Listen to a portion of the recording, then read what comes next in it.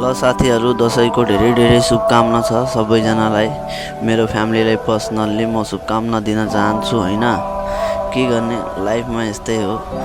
गएको दसैँ त मनाएर आइयो, अब यो पालि मनाउन सकेन होइन। त्यसको लागि दुःख पनि छैन, किनभने अब लाइफमा सबैको आफ्नो आफ्नो अलग अलग सोच हुन्छ, सपना हुन्छ।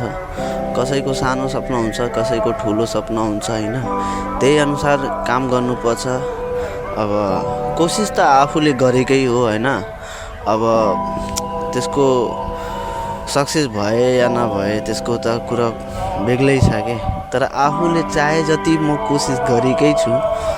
अब सपना नै ठुलो हो कि क्या हो, त्यसले गर्दा मिहिनेत पनि धेरै गर्नु परेछ। अब जबसम्म सक्सेस हुन्न तबसम्म भनेर फाइदा छैन।